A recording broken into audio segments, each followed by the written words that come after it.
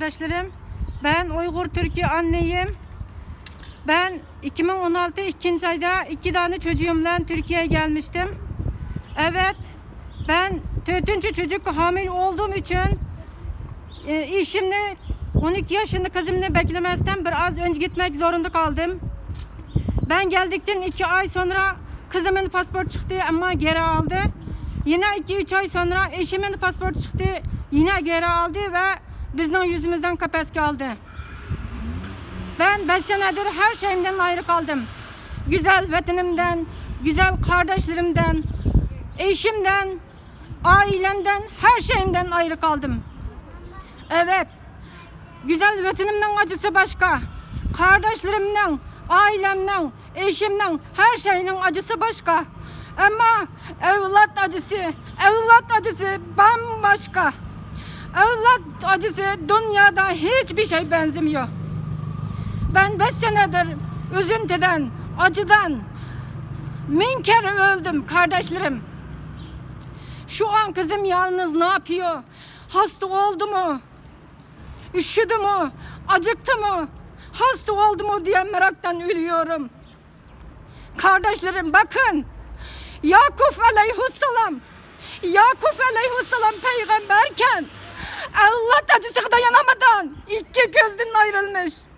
Peygamber evlat acısı dayanamadan 2 gözden ayrılmış. Ben peygamber değilim. Ben insanım. Ben bir anneyim. Ben evlat acısı nasıl dayanacağım? Nasıl? Ben dayanamıyorum kardeşlerim. 5 senedir uyamıyorum. Bir lokma lezzetli yel elimden ötmüyor. Kardeşlerim, 5 senedir ne bayram ne yetmen olmuyor. 5 senedir bağrıma taş basıyorum, taş. Kan alıyorum. Ciğerlerim eziliyor, içim parçalanıyor. Kardeşlerim lütfen. Ben Sayın Başbakanım Recep Tayyip Erdoğan liderimden, Amerika Zongtanı John Biden, dünyadaki bütün başkan liderlerimge sesimi anlatmak istiyorum. Lütfen sesimizi anlayın. Ben geçen sene bu 5 annelerle birlikte gitmeyen partiye, gitmeyen kabiler kalmadı. Herkes dedi ki bu yapınız doğru. Bu sizin hakkınız, çocuklar suçsuz. Onları getirmek için, onların sesini anlamak için sizden bu yapınız çok doğru. Vazgeçmeyin dedi. Başka bir şey diyemedi, yapamadı. Çünkü bu çok zor iş. Bu sene yani 3. ayının 8'i Kadınlar Bayram günü birlikte, bu annelerimle birlikte Türkiye'ye ayaklarımızla yürüyerek geldik. Yürümekteki sebebi amacım, bütün dünyadaki liderlerimden, bütün dünyadaki alimlerden, bütün dünyadaki insanlıktan yardım isteyerek yürüyorum. Şu an acılarım, bütün emeklerim geçti. Dayanamıyorum. O kadar acılarım var ki size anlatamam. Siz de anlayamazsınız asla. Çünkü benim beşim gelgen yaşadıklarımı siz anlayamazsınız. Siz yaşamadınız. Çünkü siz yaşamadınız.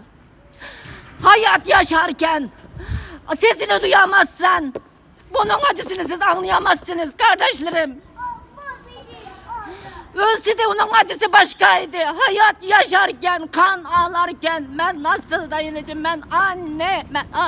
Bağrımdan çıkan yargımın gözümün nuru anne. Ben bu kızımı nasıl dayanacağım kardeşlerim? Lütfen bize yardım edin.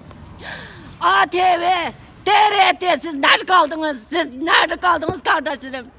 Siz bizim kardeşlerim. Bize yardım edin. Sesimizi duydurmak için gelin buraya. Sizi bekliyoruz kardeşlerim. Gelin kardeşlerim lütfen. Ben bu acılara dayanamadan kardeşlerim ne kere köpürlüğünü atmak istedim. Ama kendim güçlü dedim ki sen evladın için yaşayacaksın, dayanacaksın diye ben kendimi zor tuttum. Ben dayanamıyorum kardeşlerim, bu acıya dayanamıyorum. Yüreğim kan oluyor. Ciğerim eziliyor, içim parçalıyor kardeşlerime dayanamıyorum. Ey dünya alimleri, ey dünya liderleri siz neredesiniz? Siz de babasınız, siz de annesiniz. Biz de anneyiz. Bize yardım edin kardeşlerim. Yapan iyiliğiniz yerde kalmaz.